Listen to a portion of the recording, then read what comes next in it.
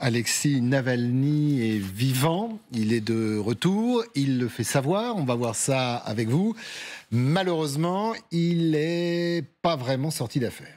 Non, effectivement, il donne des nouvelles sur X. D'ailleurs, on va le voir avec beaucoup d'ironie. Il affirme qu'il va bien. Il se compare désormais au Père Noël. Il s'est fait pousser la barbe, d'ailleurs, pendant son transfert. Et il déclare que les 20 jours de transport vers son nouveau lieu de détention ont été assez fatigants. Mais je suis dans un bon état d'esprit, dit-il, tel un Père Noël. Alors, sur X, eh bien, il énonce également toutes les villes par lesquelles il est passé pour venir ici. Un parcours étrange, décrit-il. Je ne m'attendais pas à ce que je me trouve ici avant la mi-janvier. On va les voir, ces villes, sur cette carte. En effet, un parcours impressionnant qui justifie ces 20 jours de transport. De Vladimir, là où il était détenu, à Moscou, Chelyabinsk, Ekaterinbourg, Kirov, Vortuga et enfin Karp. Il remercie d'ailleurs tous ceux qui se sont inquiétés et termine même par une petite touche d'humour sa publication sur X. Je suis un Père Noël à régime spécial, donc seuls ceux qui se sont très mal comportés reçoivent des cadeaux. Alors, on ne l'a pas vu pendant 20 jours. Que s'est-il passé ?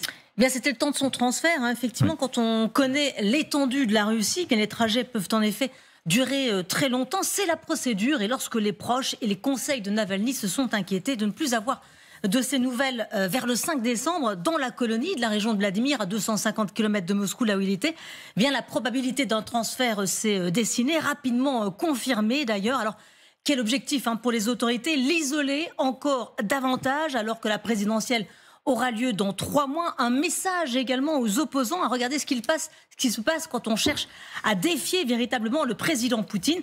Alors rendre très difficile aussi l'accès à ses collaborateurs qui diffusent ces messages sur les réseaux sociaux. Il faut savoir que c'est très compliqué de se rendre sur place. C'est plus de 48 heures en train, par exemple, pour y aller. Que les accès postaux et téléphoniques sont très limités. Alors Navalny qui purge une peine de prison pour extrémisme de 19 ans, ce qui signifie qu'il doit aller dans une prison à régime spécial où les conditions de détention sont parmi les plus dures et qui sont réservées aux condamnés les plus dangereux, à ceux qui sont condamnés à la perpétuité.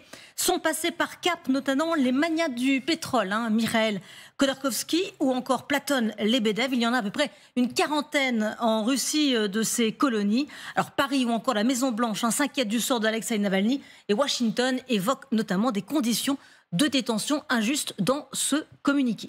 Merci beaucoup Sylvia pour toutes ces précisions. Conditions de détention injustes, c'est le moins que l'on puisse dire. Très court, on va tourner avant la fin de cette émission avec vous, mais je commence par vous, Natalia. Vous connaissez bien le coin et la région. On ne peut pas dire que ce soit là où on passerait nos vacances ni nos week-ends. Pourquoi mettre Navalny là-bas ? Je pense que Poutine est en train d'augmenter les enchères, simplement. Il augmente le prix de Navalny en montrant son déplacement dans un endroit qui est quasiment inhumain. Aussi, il coupe la communication avec les avocats, parce que Navalny... L'hiver, il fait combien? Il fait moins 30, jusqu'à moins moins 40 28. La semaine moins prochaine, 28. il fera jusqu'à moins 28. Oui, mais bon, parfois ça va au-delà. Et le seul moyen, parfois, dans ces régions de les atteindre, c'est quand la rivière est gelée. Après, quand il y a le dégel, on ne peut plus atteindre ces endroits et vice-versa. Les avions ne volent que par le temps un peu clément et ne volent pas quand il fait très très froid. Donc on est coupé du monde pendant 6 mois dans l'année. On est coupé du monde parce que le problème de Navalny, à mon sens, c'est pas spécialement lui-même, mais ses groupies qui sont souvent en Europe, qui sont des gens très très réactionnaires et très provocateurs et qui souvent appellent à une meute en disant on va vous payer si jamais vous faites une action contre Poutine, ce qui est très dangereux pour Poutine pendant sa campagne électorale.